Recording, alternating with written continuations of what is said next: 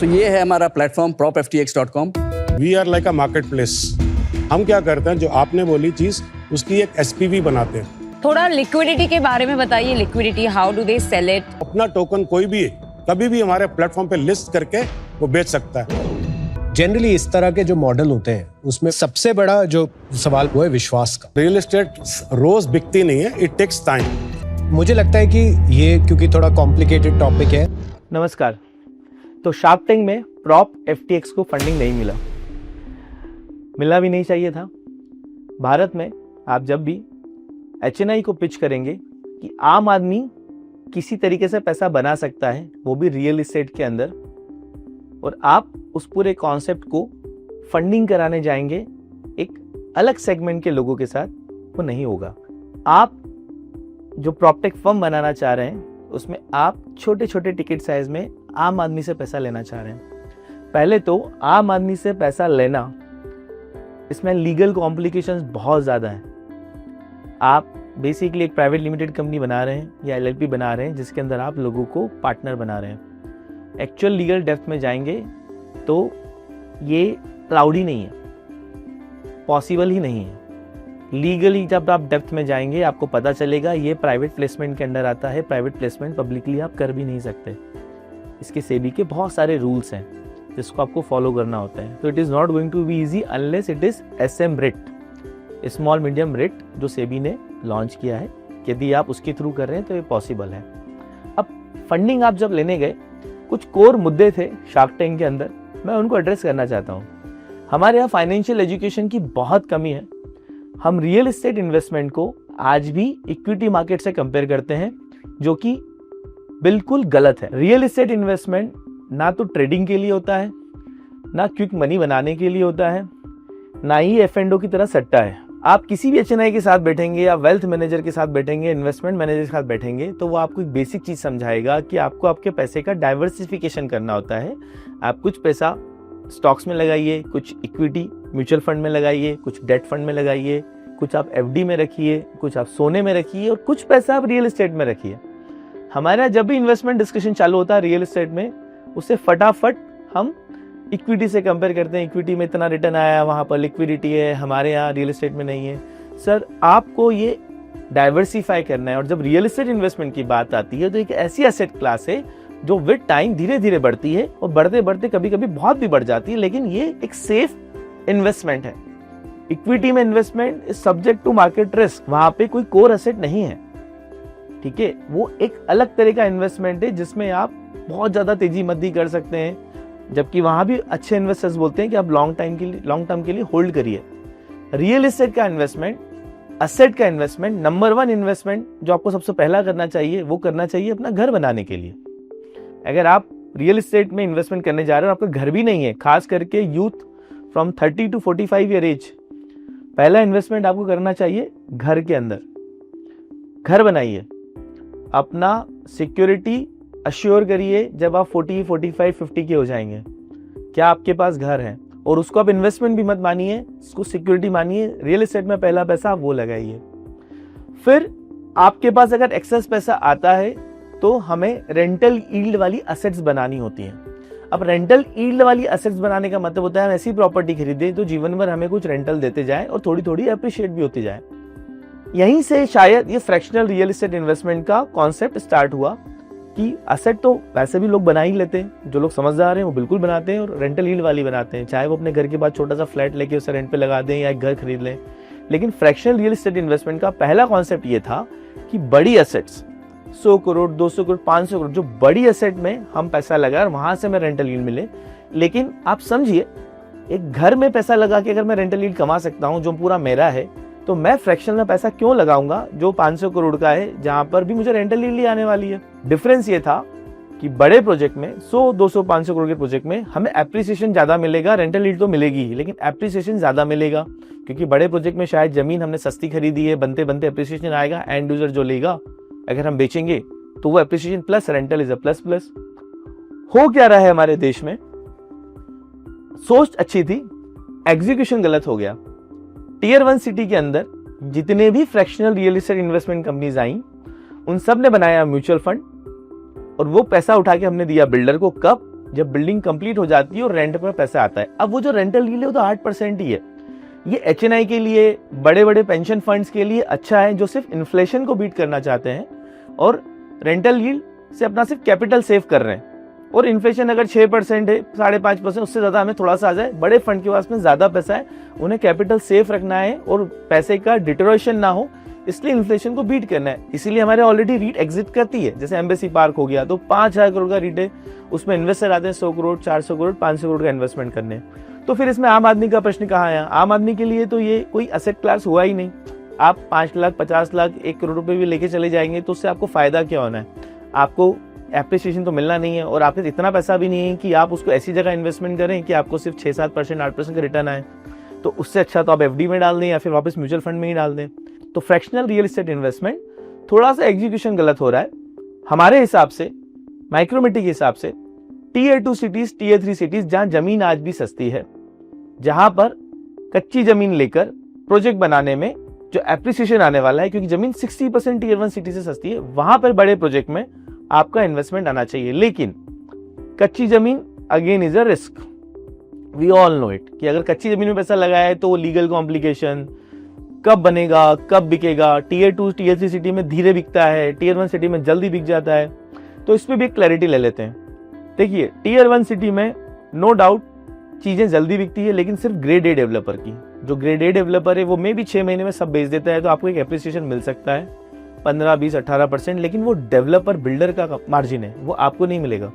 And user में trading होते होते मिल गया तो अलग बात है। एक्चुअल एप्रिसिएशन कमाई कब होती है? जब प्रोजेक्ट बनता है। तो कच्ची जमीन को अगर हम लीगल ड्यू डिलिजेंस क्लियर करा दें, उसका डिजाइन ड्राइंग इंडिया के किसी बेस्ट आर्किटेक्ट से करा रहे हैं, उसमें JLL जैसी कंपनी, CBRE जैसी कंपनी से प्रोजेक्ट फिजिबिलिटी रिपोर्ट कराएं, तो वो रिस्क हम हटा सकते हैं। जहां कच्ची जमीन की बजाय वो एक clear land title, clear defined project, एक SPV मॉडल के अंदर, और उस 100 करोड़ से 400 करोड़ के प्रोजेक्ट में अगर आपको कोई पार्टनर बनाता है 5, 10, 15 लाख, 50 लाख, 1 करोड़, जो भी आपका टिकट साइज है, वहां पर ग्रोथ है, क्योंकि जमीन सस्ती है। बनते बनते डिमांड, एप्रिसिएशन सब कुछ होगा, और उसके बनने के बाद अगर वो रेंटल पे लगता है तो एप्रिसिएशन क्योंकि ऑलरेडी आ चुका है, रेंटल आपका प्लस प्लस होगा। यह एक अपॉर्चुनिटी है भारत के Tier 2, Tier 3 सिटीज के अंदर। आप अगर Tier 2 सिटी से ये वीडियो देख रहे हैं तो आप खुद समझ सकते हैं कि आज के आपके यहाँ पर कोई भी कॉलोनाइजर बिल्डर पैसा कैसे बना रहा है।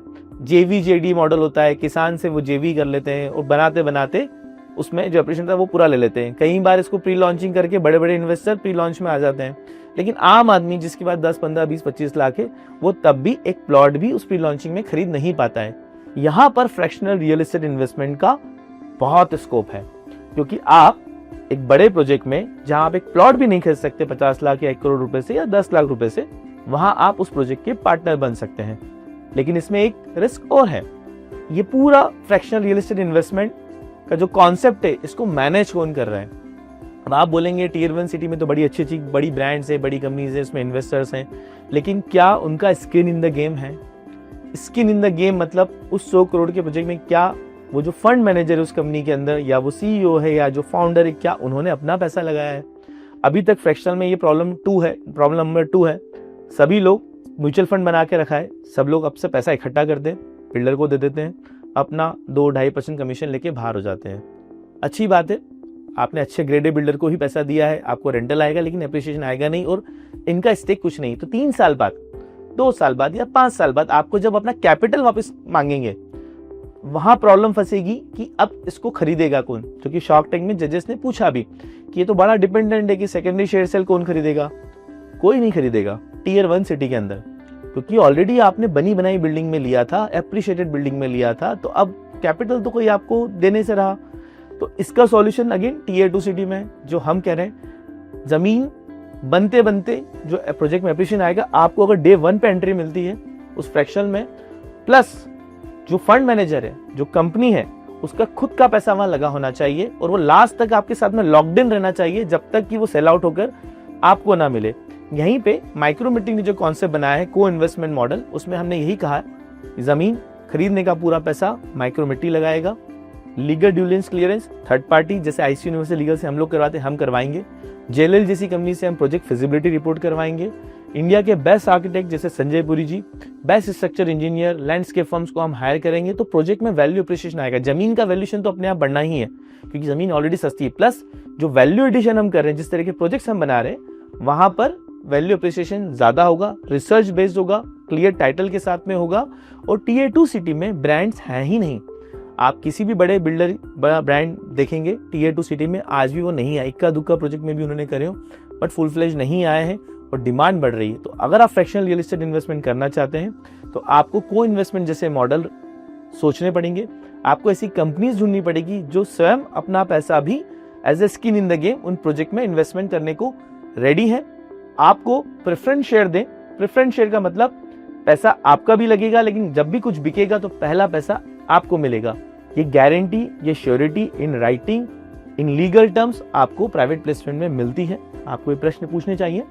और जो भी फाउंडर्स इस इकोसिस्टम में प्रॉपटेक कंपनी बनाना चाहते हैं या फ्रैक्शनल रियल एस्टेट कंपनी बनाना चाहते हैं, उस वीडियो से इस बात को समझें।